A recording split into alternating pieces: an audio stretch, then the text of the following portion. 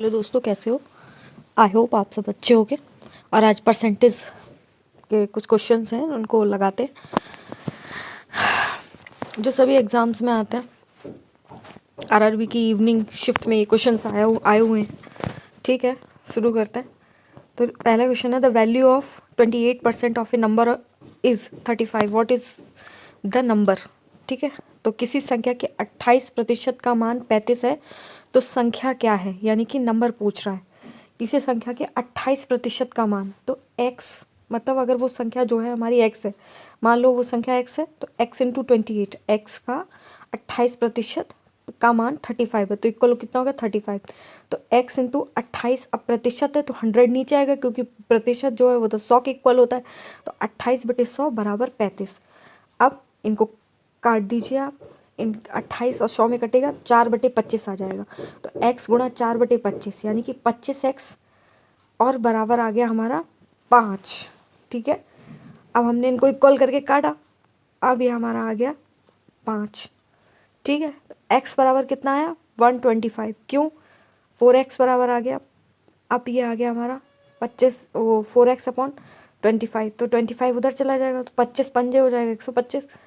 फिर ये आगे कटेगा तो हो जाएगा हमारा 125।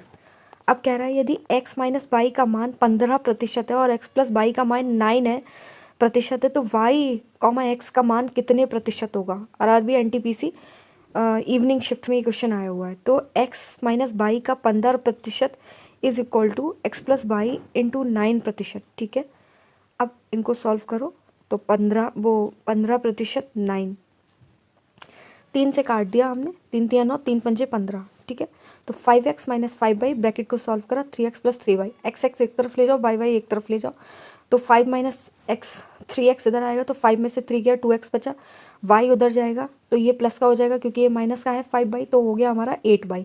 तो अब हमने इसको सॉल्व करा तो x अपॉन बाई करा तो 8/2 आ गया, तो इसको काटा, 2 1 जा 2 और 2 4 जा 8, तो हमारा आया। अब फिर इसको उल्टा कर दो, y/x की वैल्यू पूछ रहा है, तो इंटू 100 यानी कि 1/4 इंटू 100 कितना आया हमारा 25%। ठीक है, इजी था, ये टफ नहीं था। कोई संख्या 36 बढ़ने के बाद अपने 109 के बराबर हो जाए तो वह संख्या क्या है? तो संख्या हमने x मान ली, तो 36 बढ़ने यानी कि बड़ी है तो प्लस लगाएंगे, तो x plus 36 is equal to इसके बराबर, तो x इंटू 9/109/100, क्योंकि परसेंटेज लगाए तो 9x हो गया बराबर 3600।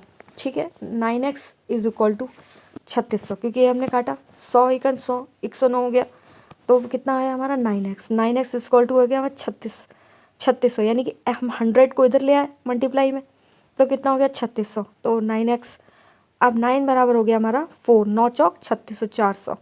ठीक है, अब कह रहे हैं किसी संख्या के 25% का मान इतना है, 75 का इतना है, और 25% का इतना 80% और है, और उस संख्या का 40% दिया, तो 25% 1/4, 67% 2/3, 75 3/4 और 80 हमारा 4/5।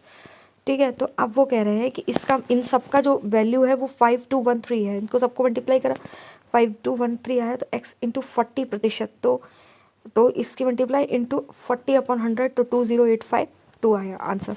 अब यदि a और b से 30% अधिक है और b c से 20% कम है, तो a अनुपात c का मान बताइए। ठीक है, तो a रेशो c का मान पूछा है उसने। अब a जो है वो b से 30% अधिक है, तो a कितना परसेंट अधिक है? b से 30%, और b जो है c से 20% कम है, तो a हमारा 30% अधिक है। ठीक है, b से, तो कितना हुआ? तो a, अब हमने माना b हमारा 80% है, तभी वो c से 20% कम है। c हमारा 100, c से b 20% कम है, तो कितना हुआ? 80 हुआ। ठीक, ओके ओके, वेट, आगे करते हैं। कितना हुआ हमारा? हाँ 80। अब वो कह रहा है वो 30%, 80 से 30%, तो 110। ठीक है, अधिक है b से, a 30% अधिक है, तो 80, 24।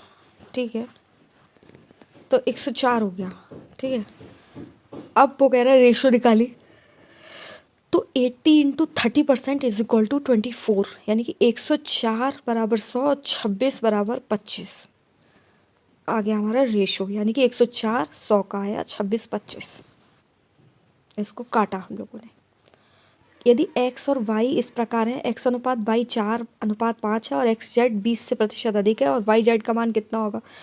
तो हमारा हमने वैल्यू लिखी, तो वैल्यू जब हमने लिखी तो y के नीचे हमने 5 लिखा और x के नीचे हमने 4 लिखा और z के नीचे हमने फिर से 4 लिखा, तो आया हमारा y के नीचे 6, x के नीचे 6 और z के नीचे 5।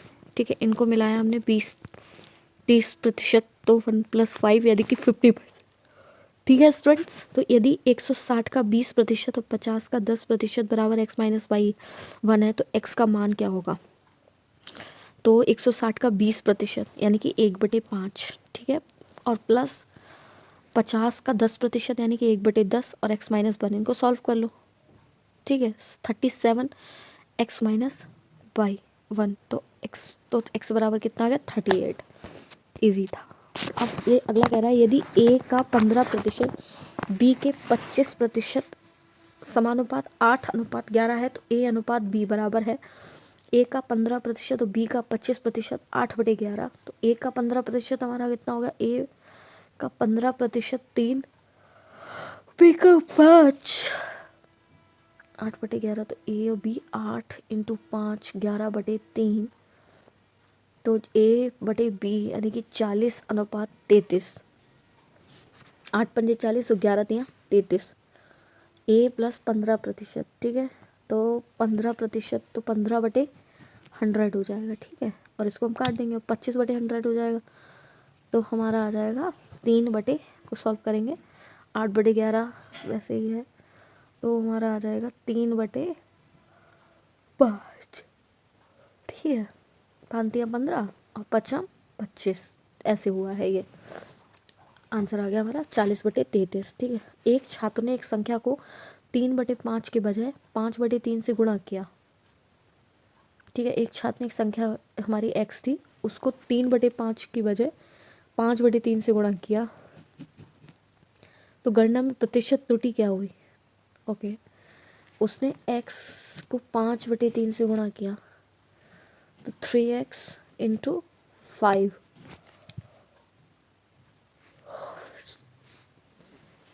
तो उसने तो 5x/3 इज 3 × 5, तो 3 × 9 5 × 25 9, तो 16/25 × 100 यानी कि 64%।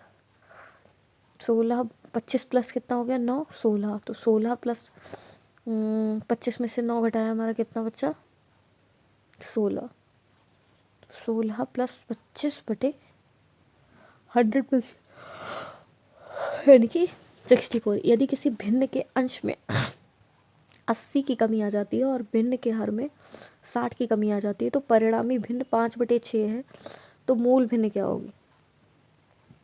तो लेट फ्रैक्शन x/y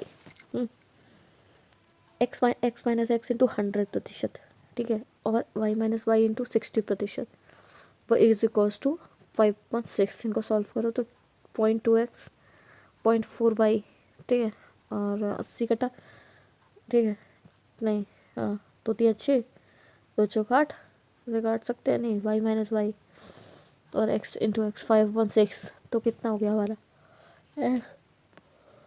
मल्टीप्लाई में ऐसे कभी कटेगा नहीं। तो y बराबर आ गया हमारा 5/3, x/y हमारा 5.3, तो एक हम 2 2 दूनी 4 होते हैं अच्छे। ठीक है, दो संख्याएं एक तीसरी संख्या से 10% और 20% कम है, दूसरी संख्या को पहली संख्या के बराबर करने के लिए कितने प्रतिशत बढ़ाया जाना चाहिए। तो लेट थर्ड नंबर ऑफ 100, तीसरी संख्या से 10% 20% कम है, तो हमने तीसरी संख्या मानी।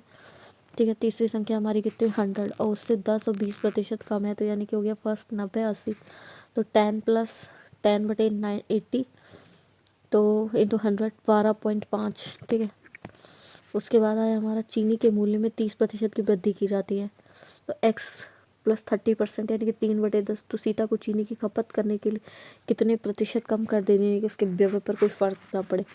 तो उसकी जो प्राइस थी वो 10/13 और 13 रुपये 10 तो 3/13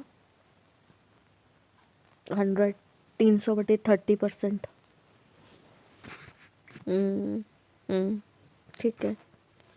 उसके बाद चावल का मूल्य 25 रुपये प्रति किलोग्राम से बढ़कर 30 रुपये प्रति किलोग्राम हो जाता है। चावल का जो मूल्य है वो 25 रुपये प्रति किलोग्राम से बढ़कर 30 रुपये प्रति किलोग्राम हो जाता है।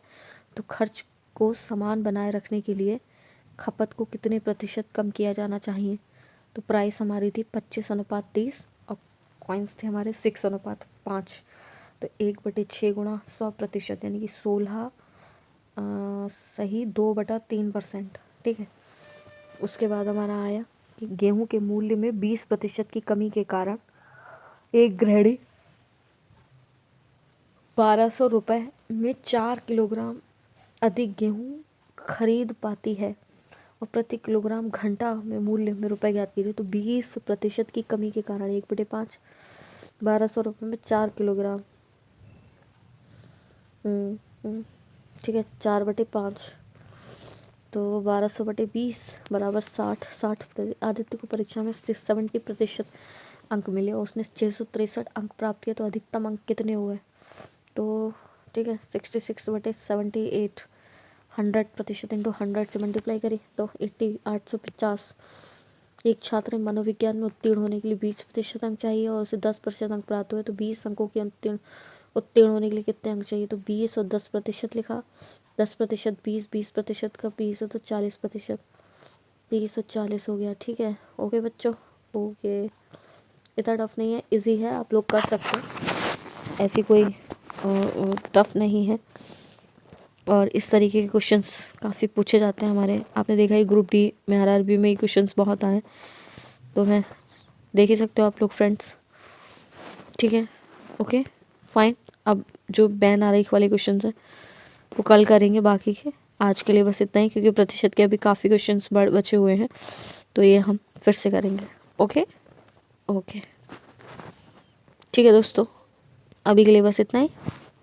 तैयारी करते रहिए।